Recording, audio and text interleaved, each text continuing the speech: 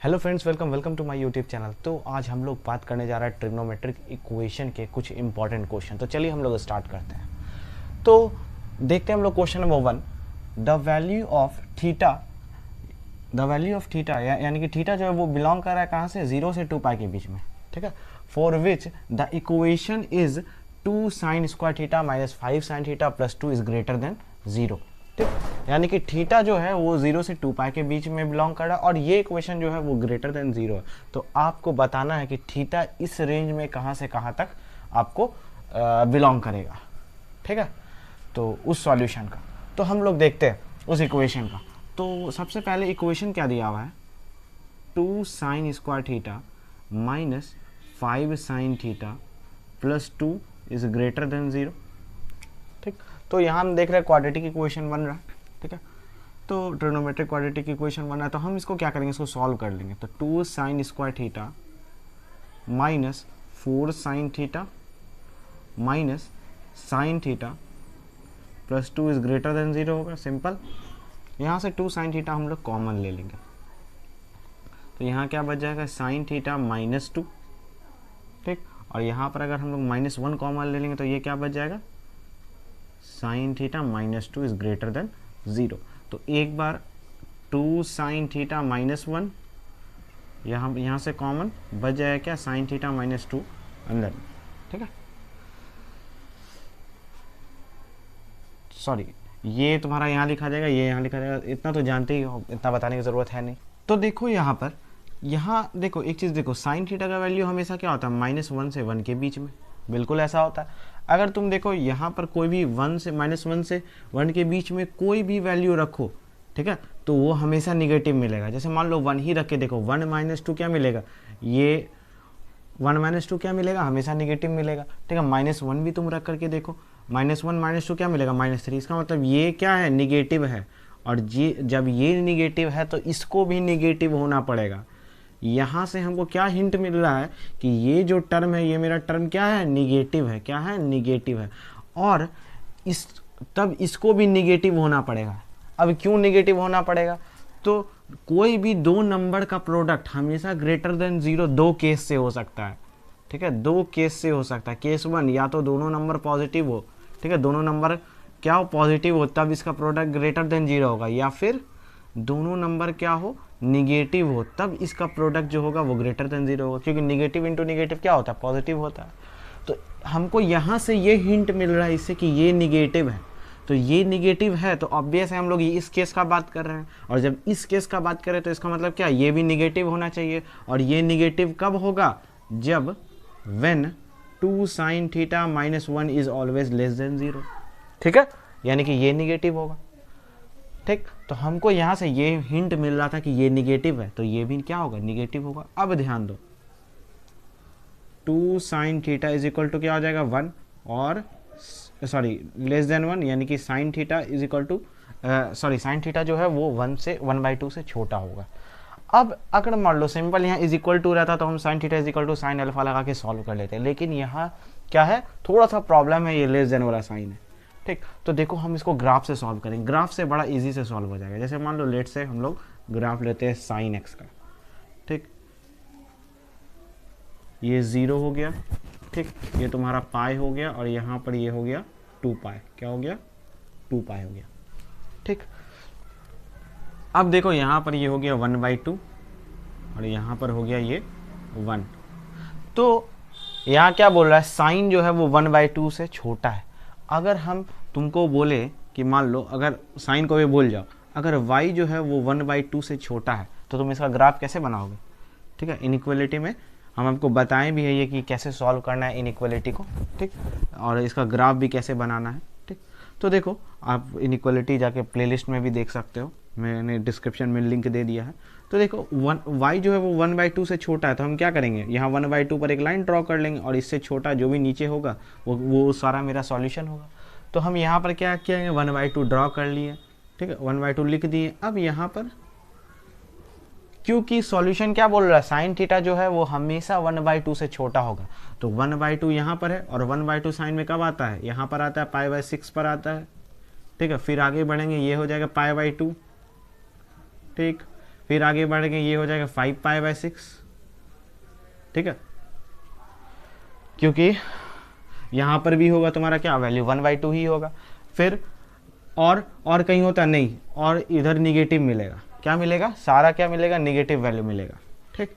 तो देखो ध्यान से, हमको सॉल्यूशन क्या लेना है, 1/2 से छोटा, तो 1/2 से छोटा कहाँ आ रहा है, देखो ये आ रहा है, ये पोर्शन, हम इसको कलर कर देते हैं, ये पोर्शन आ रहा है 1/2 से छोटा, हाँ, क्योंकि 1/2 से नीचे और कौन सा पोर्शन आ रहा है, ये भी आ रहा है, ये भी आ रहा है, सारा क्या है 1/2 से छोटा है, ठीक। साइन का ग्राफ 1/2 से कहाँ कहाँ छोटा होगा, यहाँ पर होगा, यहाँ पर होगा, पूरा 2π तक होगा, ठीक है। फिर अगर मान लो यहाँ बढ़ेगा तो ऊपर आगे जाके होगा, लेकिन हमको यहाँ इंटरवल क्या कहाँ तक बात हो रहा है, 0 से 2π तक, इसीलिए हम 2π तक लेंगे। तो इसका आंसर हम लोग कैसे लिखेंगे, यानी कि थीटा जो है वो कहाँ से कहाँ तक बिलोंग करेगा, 0 से π/6, 0 से π/6 यूनियन, ठीक है, क्योंकि हमको ये भी लेना है ना, क्योंकि 2π तक बात हो रहा है, 5π/6 से 2π तक, 2π तक, 5π/6 से 2π तक। तो ये तुम्हारा फाइनल आंसर हो गया, ठीक है। फाइनल आंसर क्या हो गया, बी। इसको नोट कर लो।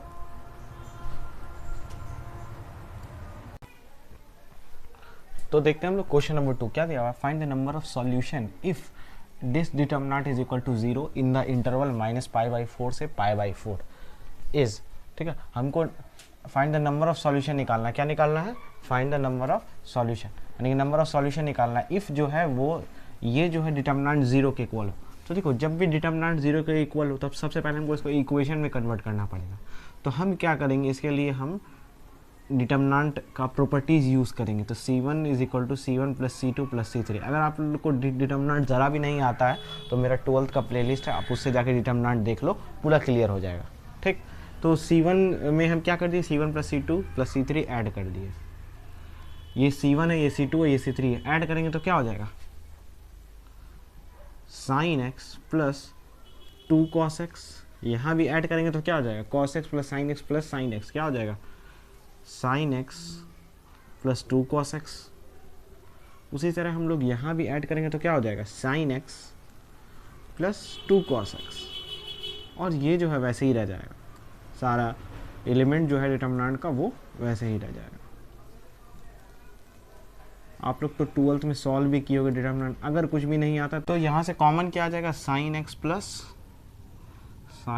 + 2 cos x, ये काम कॉमन आ जाएगा। तो कॉमन ले लेंगे तो यहाँ पे क्या बच जाएगा, 1 1 1, और यहाँ पे क्या बच जाएगा, cos x sin x cos x, और यहाँ पर cos x sin x = 0, ठीक। अब देखो, अब यहाँ पर हम एक ऑपरेशन लगा देंगे और, ठीक है, जब भी हम आपको बताएं डिटर्मिनेंट पढ़ाएं, जब भी हम 12th वाले में लेक्चर में, तो हम आपको बताया है कि जब भी 1 1 दिखे तो आप क्या कर दो, इसको इसमें माइनस कर दो और इसको इसमें माइनस कर दो, क्योंकि 2 0 हो जाएगा। और जब 2 भी एलिमेंट 0 होगा तो हमको डिटर्मिनेंट को सॉल्व करने बहुत ईजी होता है। तो हम क्या करेंगे, यहाँ पर एक अप्लाई कर देंगे R1 में R1 - R2 एंड R2 में R2 - R3, ठीक। तो इसको इससे माइनस करेंगे। अच्छा, इधर जो है ये आपका लिखा जाएगा, क्या लिखा जाएगा, sin x + 2 cos x। ये तो कॉमन आ गया। अब तो 1 में से 1 जाएगा 0, cos x - sin x, cos x - sin x। उसी तरह इसको इसमें माइनस करेंगे तो क्या हो जाएगा, cos x - cos x 0, ठीक। इसको इसमें करेंगे तो ये हो जाएगा 0, और यहाँ पर sin x - cos x, sin x - cos x, यहाँ cos x - sin x, ठीक। और यहाँ क्या हो जाएगा, 1, ये वैसे ही रह जाएगा, सारा एलिमेंट वैसे ही रह जाएगा, 1 cos x और sin x = 0, ठीक। तो अब हम लोग इसको सॉल्व करेंगे तो ये क्या हो जाएगा, sin x + 2 cos x। अब इसको एक्सपेंडिंग अलॉन्ग C1 के अलॉन्ग हम लोग इसको एक्सपेंड कर देंगे, सॉरी sin x यहाँ पर होगा, ठीक है। C1 के अलॉन्ग इसको एक्सपेंड कर देंगे तो क्या हो जाएगा, ये टर्म 0, ये टर्म 0, ये टर्म हो जाएगा 1 इंटू, ठीक है,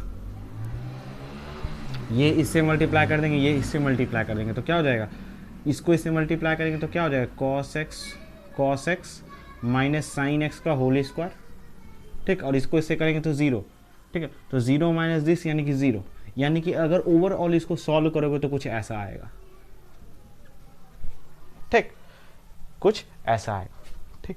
अब देखो, अब ध्यान से, तो यहाँ पर इंटू है तो एक बार ये 0 होगा और एक बार ये 0 होगा, तो sine x plus 2 cos x is equal to 0 और एक बार cos x minus sine x is equal to, sorry, इसका whole square is equal to 0, ठीक। तो देखो अब यहाँ हमको बोल रहा है क्या कि इतना से इतना इंटरवल के बीच में आपको आंसर बताना है, ठीक।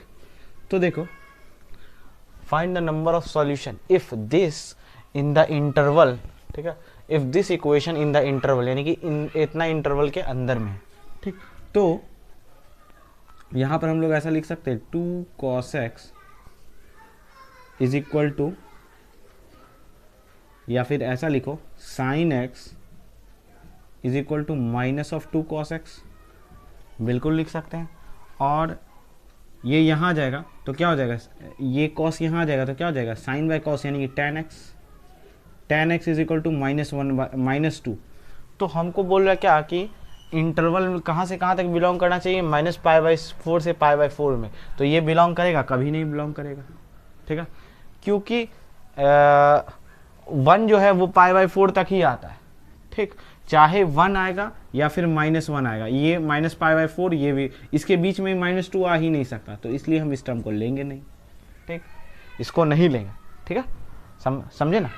तो अब यहाँ इसको देखते हैं, cos x minus sine x, अच्छा स्क्वायर उधर जाएगा तो 0, यानी कि इससे कोई मतलब नहीं, तो यहाँ से cos x is equal to क्या आ जाएगा, साइन एक्स, और अगर इसको सॉल्व करोगे तो sine x by cos x is equal to क्या हो जाएगा, 1 हो जाएगा, यानी कि tan x is equal to क्या हो जाएगा, 1, ठीक। अब इसका फॉर्मूला लगाओगे tan x is equal to tan alpha, तो जैसे फॉर्मूला लगाओगे तो x बराबर सिर्फ π/4 पर ही 1 मिलेगा, ठीक है, क्योंकि इंटरवल यहाँ से क्या दिया हुआ, -π/4 से π/4 पर ही तुमको लेना है, तो सिर्फ हमेशा π/4 पर ही 1 मिलेगा और किसी पर 1 नहीं मिलेगा, और जितना भी वैल्यू बड़ा होगा सारा इंटरवल से बाहर आएगा, लेकिन हमको कहाँ तक इंटरवल में रखना है, π/4 तक ही रहना है, तो सिंपल हमको π/4 पर ही 1 मिल रहा है, तो नंबर ऑफ सॉल्यूशन क्या होगा, सिर्फ 1, ठीक है। तो x इज इक्वल टू π/4 इसका सॉल्यूशन हो गया, आंसर जो हो गया वो तुम्हारा बी हो गया, ठीक, इसको नोट कर लो।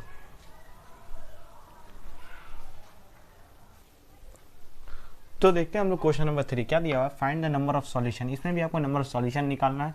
If log base 1/2 mod sin x is equal to 2 minus log base 2 mod cos x, where x जो है वो 0 से 2π के बीच बिलोंग कर रहा है, आपको नंबर ऑफ सॉल्यूशन बताना है। तो देखिए हम लोग इस इक्वेशन को सॉल्व करते हैं, तो simple log 1/2 sin x minus log, sorry वो माइनस इधर आ जाएगा तो क्या हो जाएगा, प्लस बेस 1/2 ही रहेगा, mod cos x is equal to 2 हो जाएगा। अब log m प्लस n क्या होता है, ठीक है, log m प्लस ये हो जाएगा, यहाँ पर बेस 1/2 रहेगा, log m इंटू n हो जाता है, इज इक्वल टू क्या हो जाएगा, 2, बिल्कुल ऐसा लिख सकते हैं। अब log का एक प्रॉपर्टी है, क्या है कि इधर से log हटाएंगे तो इधर जो भी बेस रहेगा वो पावर में आ जाएगा, सॉरी ये पावर पर आ जाएगा, क्या हो जाएगा, पावर पर आ जाएगा, यानी कि अगर मान लो ऐसे है log a base b c, तो हम इसको ऐसा लिख सकते हैं b is equal to a to the power c, ठीक। तो यहाँ क्या हो जाएगा, बोलो, हटाएंगे यहाँ से तो ये क्या हो जाएगा, तो देखो यहाँ पर ये पावर में आ जाएगा, क्या आ जाएगा, यानी कि a to the power c हो जाएगा, यानी कि यहाँ पर हो जाएगा 1/2 टू द पावर 2, है ना, होगा। तो हम इसको ऐसा लिख सकते हैं, mod sine x into cos x is equal to 1/4। अब तुम क्या करो, एक 2 यहाँ लेते हो तो क्या हो जाएगा, 2 sign x into cos x, क्योंकि ऐसा क्या फ़ायदा होगा लाने से, मेरा फॉर्मूला बन रहा है, 2 sign x into cos x किसका फॉर्मूला होता है, साइन 2x का फॉर्मूला होता है। फॉर्मूला आपको ट्रिग्नोमेट्री का याद रखना बहुत ज़रूरी है, ठीक है, ये हो जाएगा 1/2। अब देखो mod sine 2x is equal to 1/2 है, तो हम आपको बताए भी हैं इनइक्वलिटी में, ठीक है, कि जब ऐसा हो तो हम इसको ऐसा लिख सकते हैं, एक sign 2x is equal to -1/2 हो जाएगा, सॉरी एक +1/2 और एक हो जाएगा -1/2, तो देखो यहाँ पर sign 2x is equal to 1/2 है और sign 2x is equal to -1/2 है। तो अगर हम इसको sine theta is equal to sine alpha वाला फॉर्मूला लगाएं, यहाँ भी लगाएं तो बड़ा लेंदी प्रोसेस हो जाएगा। ठीक, तो हम लोग क्या करते हैं, यहाँ पर एक आपको ट्रिक बताते हैं। ट्रिक क्या, एक मेथड सॉल्व करने का ही मेथड बताते हैं। तो देखो समझो ध्यान से, sine square theta is equal to, ठीक है, अगर 1/4 दिया हो तो हम इसको ऐसा लिख सकते हैं, sine theta is equal to 1/2 और sine theta is equal to -1/2, बिल्कुल ऐसा लिख सकते हैं। ठीक है, क्यों, क्योंकि स्क्वायर जाएगा तो रूट, और रूट अंडर जब जाएगा फॉर्मूला तो यहाँ से क्या निकलेगा 1/2, एक बार -1/2। ठीक है, बिल्कुल ऐसा लिख सकते हैं। जब इसको ऐसा कर सकते हैं तो इसका रिवर्स भी पॉसिबल है। ठीक है, तो हम क्या करेंगे, इसी चीज़ को क्या हम ऐसा लिख सकते हैं, sine square 2x is equal to 1/4, बिल्कुल ऐसा लिख सकते हैं। ठीक है, अगर इस कॉन्सेप्ट पे आओ तो। ठीक है, यहीं से देख के समझ लो। तो अब हम आपको एक फॉर्मूला बताए थे, sine square theta is equal to sine square alpha. ठीक, इसका फॉर्मूला होता है theta is equal to n pi plus minus alpha. ठीक, ये फॉर्मूला बहुत इंपॉर्टेंट है। तो अब हम इसको यहाँ पर लगा सकते हैं फॉर्मूला। क्या हम इसको ऐसा लिख सकते हैं, साइन π/6 का होल स्क्वायर, बिल्कुल साइन π/6 क्या होता है 1/2, 1/2 का होल स्क्वायर क्या हो जाएगा 1/4। ठीक, ऐसा लिख सकते हैं। अब हम लोग फॉर्मूला अप्लाई करने के लिए यहाँ पर रेडी है। ठीक है, यानी कि इसको ऐसे लिख दो, ज़्यादा बेहतर रहेगा। ठीक, तो अब 2x इज इक्वल टू क्या हो जाएगा n pi plus minus alpha, यानी कि π/6। अब यहाँ से हम लोग x का वैल्यू निकालते हैं, क्या हो जाएगा n π/2 प्लस माइनस π/12।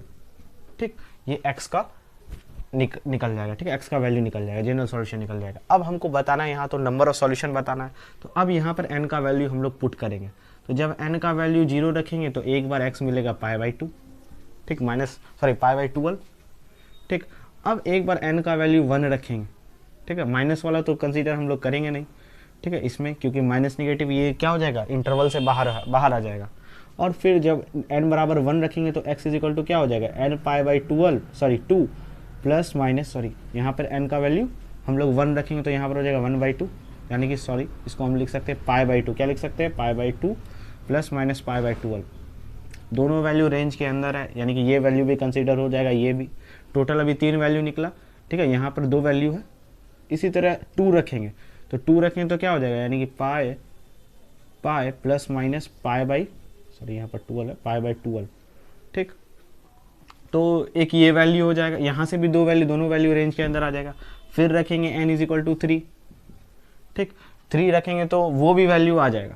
ठीक, यानी कि 3 π/2 प्लस माइनस π/12, यानी कि ये दोनों भी रेंज के अंदर आ रहा है।